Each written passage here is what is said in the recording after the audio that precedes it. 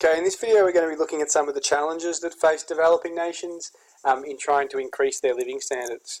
So in terms of indications of developed economies, basically we're looking at countries that have sufficient food to satisfy their hunger, that people have access to paid employment, access to education, high literacy rates, and often improved health and life expectancies. So what we're going to look at now is some of the factors that cause poverty in low-income countries. And that can include a whole range of these types of factors that we've looked at in class as well, including a lack of productive capacity, histories of colonisation, poor access to global trade, inequality, a lack of role for women, corruption, and high levels of debt. So the first one we're going to look at is the problem of limited productive capacity. So low-income countries often have limited productive capacity. So what we mean by productive capacity means that their ability to produce goods and services given their available land, labour and capital resources. So given they have limited land, often when we're talking about limited land we're saying limited fertile or useful productive land, limited skilled labour and limited access to capital resources to boost their growth and provide enough goods and services. So the reasons they have limited productive capacity is the volume of resources is quite poor. So natural resources, agricultural land, water, etc. is often scarce. Capital resources like roads, railways and other infrastructure is often underdeveloped, and as well as a lack of skills amongst the working population. So the volume of resources is low, and these countries are often overpopulated, which puts even more strain on these scarce resources. Secondly, the level of productivity per worker is often really poor as well. So the output of goods and services produced per unit of input is quite weak. Or the real GDP per hour worked. So when we're talking about real GDP, we're talking about production. The amount of income they're generating per hour worked is quite low, and that stems from having a fairly unskilled workforce and low skilled levels. This limits their productive capacity, leads to lower production per hour, less output, and therefore reduced incomes and higher poverty rates. So the idea of these countries is to expand their PPF, which has to come through improving the quality and quantity of one of these productive resources, land, labour or capital. In terms of just elaborating on some of these things, in terms of labour resources, one of the main reasons why they have limited skilled labour is because of low levels of education and higher literacy rates. Children are often required to work full-time, which makes it harder for them to develop the skills and education required to have more advanced jobs.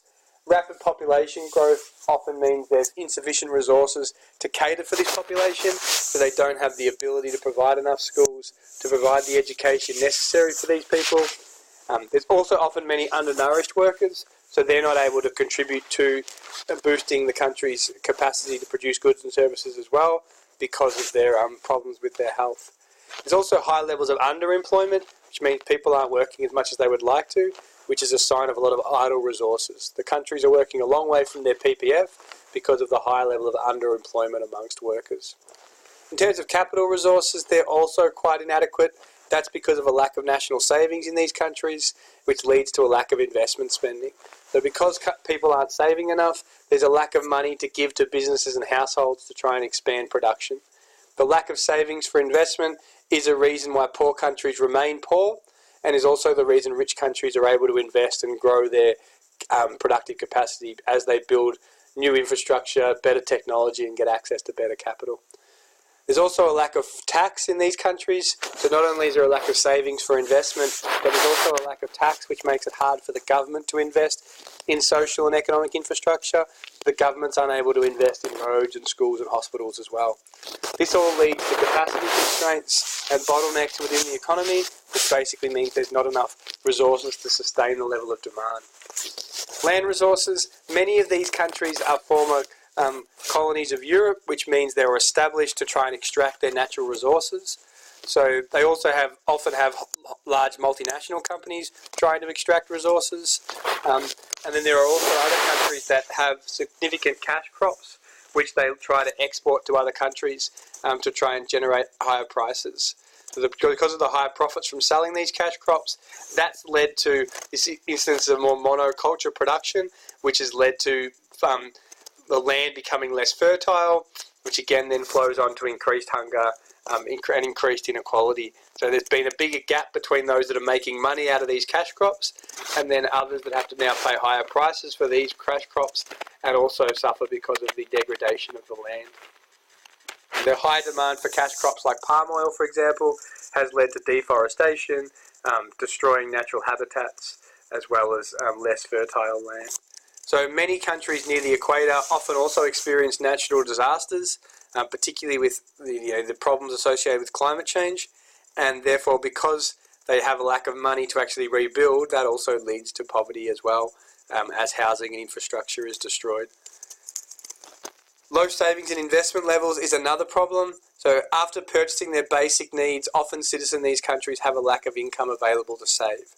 And because there's a lack of savings, businesses, governments and households don't have enough money to invest that money in productive resources. So in terms of boosting their capital equipment, growing the size of businesses, investing in government infrastructure, they don't have the ability to do that because there's a lack of savings on offer.